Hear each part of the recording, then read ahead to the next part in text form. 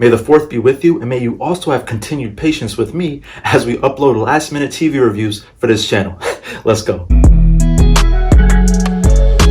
So for those of you that don't know the catchphrase, may the 4th be with you, this is actually a reference for the fans of the Star Wars franchise as something as like a yearly reminder just to appreciate all the great characters and stories. And especially from the first movie from back in the 70s, the first Star Wars movie where they first used the line, may the Force be with you. So may the 4th be with you, may the Force be with you, you get it. Now if you're not a Star Wars fan, but you're a fan of anime or just animation in general, then I do think that this new TV series will surprise you and you'll appreciate it. So Volume 2 actually dropped today on Disney Plus, and this is kind of like their season 2, but for this review for this TV series I want to talk about Volume 1 since this is something I've just been wanting to talk about for a while. The series is an anthology of animated short films from around the world celebrating the mythology of Star Wars through unique cultural lenses such as Japanese culture, for example. There are only 9 episodes with an average length time from 15 to 20 minutes. Although the runtime is short, you won't miss the unforgettable music themes played throughout each episode, including the awesome sound designs such as lightsabers clashing in battle. Keep in mind that these are all short stories, all separate from one another. Most episodes do succeed in giving us an idea of the plot and characters,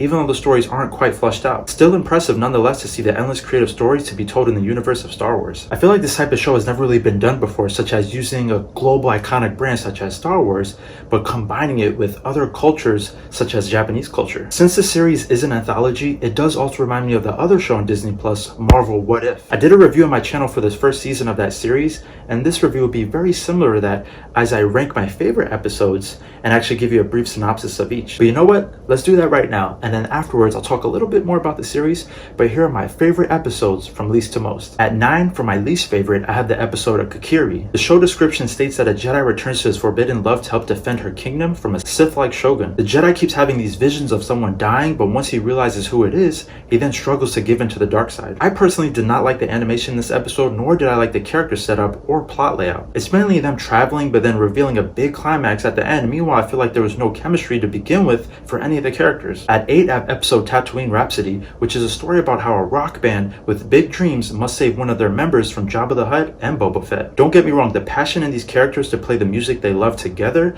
is definitely presented on screen, but overall the style of the show was just very kiddie and childish for my liking. The anime almost reminds me of the style from Pokemon, which is fine if you enjoy that, but I just felt there wasn't much depth, although it was nice seeing iconic characters such as Jabba the Hutt and Boba Fett. Plus the song at the end does kind of grow on you. At 7, I have The Village Bride, where a Jedi is on the run, but then takes a unique custom of a remote village under threat by a warlord. It's something about a couple getting married and disagreements about leadership in the village. However, overall, I found the pacing very slow and the dialogue confusing at times. Similar to my least favorite episode with how a random person helps save a town from the villains, there are other episodes with this type of plot, but some are better than others. At 6, I have TOB1, and this story is about a cybernetic boy who dreams of being a Jedi, but then discovers the dangerous truth about his creator. The professor is an inventor with robot children, with one being a very imaginative robot, which is the one who wants to be a Jedi. I thought the art style was pretty cool with how the backgrounds looked as if they were in the style of crayons. My only problem is that when this intruder visits their home, the robot child has to step up and defend with a lightsaber, and it's almost like anyone could pick up a lightsaber nowadays with no experience and come off as a master. At 5, I have The Twins, which was a pretty intense episode about how these twins were born into the dark side, but then they have this conflict and have this massive fight on a Star Destroyer. The voice acting and fast-paced animation was really good in this episode. It appears they were fighting over a special resource because the brother started having a conscience and wanted to do good, whereas the sister had other dark intentions. I was a little confused how they were just fighting in space with no suit or helmet, but other than that, I really liked how some of these scenes reminded me of the animation style from shows like Dragon Ball Z. At 4, I have The Ninth Jedi, in which the description reads, the daughter of a lightsaber smith is pursued by dark forces while on a dangerous mission. The story shows a father and daughter who work on this planet to gather kyber crystals, which is the power source that fuels and creates the lightsabers. They then are supposed to give these lightsabers to masterless Jedi who don't have a lightsaber, but what's exciting about this show is when a huge plot twist changes everything. Stories like this are awesome because it keeps the audience engaged and excited for whatever possible outcomes may arise. Now getting into my top 3, at number 3, I have Lope and Ocho, which is a family torn about what to do when the Empire encroaches on their planet. This episode definitely surprised me because at first you see how this family of a father and daughter end up adopting this random female rabbit creature as a child, but then once the two girls are older, the drama really kicks in. The planet they live on has great resources but lacks motivational and technological development, so you already know who's about to swing by and take over. Once the Empire gets involved with your lives, they truly separate everything, including family. Over time, the father and daughter start to have disagreements disagreements in the beliefs and the help from the Empire to progress the planet. The father on one hand doesn't trust the Empire, but then the daughter is very ambitious and believes in the Empire. Stuck between the two is the stepdaughter, the rabbit girl, who is trying to help the sister since she believes more in the father and how their planet doesn't need help from the Empire. Family drama at its finest, but definitely great animation and voice acting. Now the 2 remaining episodes are my favorite, where I kept going back and forth which was my top spot, but for number 2, I have to say the first episode of the series known as The Duel, which is about a wandering stranger with a mysterious past who defends a village from powerful bandits. Overall, this is a great episode and definitely a good choice to start off the series with, since it's the epitome of Star Wars and Japanese culture and animation style. I'm torn between the colors of this episode because although the animation is awesome,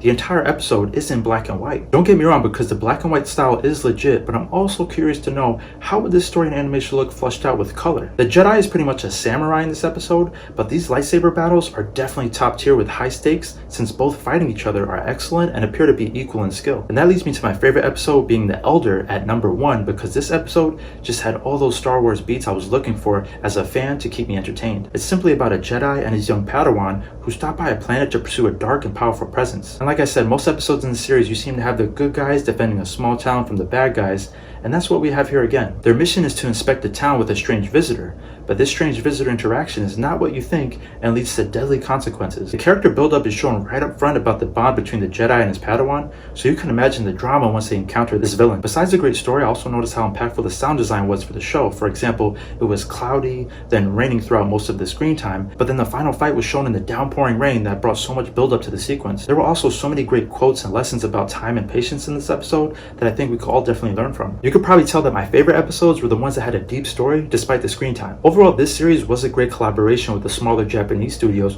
who are already big fans of the franchise, and you could tell watching every single episode that they definitely put their own idea and style into each project. Not sure if you knew this, but the idea of this show came from a book that George Lucas made called Visions, which is a compilation of art depicting how Star Wars could look in another style or culture. Now for this first volume, the only problems that I had was that, as I mentioned before, it seemed like majority of these stories kind of had that same plot line, like, you know, the good guys are defending this small town from the bad guys. So it kind of does get played out after a while. And then my favorite part about all these episodes is that every single lightsaber battle is definitely awesome with the animation and the sound.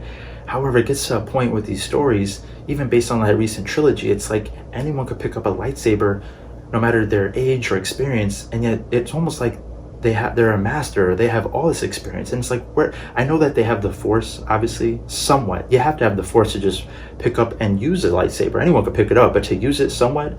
But in this show, they have them like using it very efficiently. But I just thought it took years of training, such as starting from a very young age, although some exceptions, such as the GOAT, that being Anakin Skywalker. But at the end of the day, this series is an absolute match made in heaven for lovers of Star Wars and anime. They also have an extra behind-the-scenes special features around 5 minutes per episode, showing the studios that created these new visions of Star Wars. About half the episodes I didn't care so much for, whether it was the story, characters, or animation style.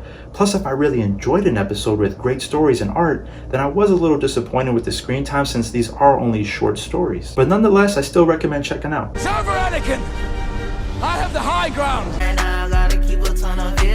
How many did you eat? Hello there. So with all that being said, although I did think it was just okay this first volume 1, I am still excited to see volume 2, which came out today. So I highly recommend, once again, to still check this out if you love the Star Wars brand, and also if you love anime in general, because I think you guys would definitely appreciate and respect this. But hold up, put some respect on the hat. This video, we got to give a shout out to Baby Yoda, Grogu, because the thing about this hat right here, if you can see, you know, I wasn't intimidated of Grogu when he was lifting up these crazy beasts and creatures, but then in this clip right here, this little image, my man is eating like these baby frogs, and these frogs are alive. They're not even born yet, but you see them, they're like sperm frogs. I don't know, it's weird. They're moving, I see them moving, but my man Grogu, he's eating them like they snacks. He's just one after the other, and I'm like, that's what scared me about Baby Yoda, Grogu. So I'm on his team. I don't know about you guys, but I'm on his team because he was a savage in this scene right here.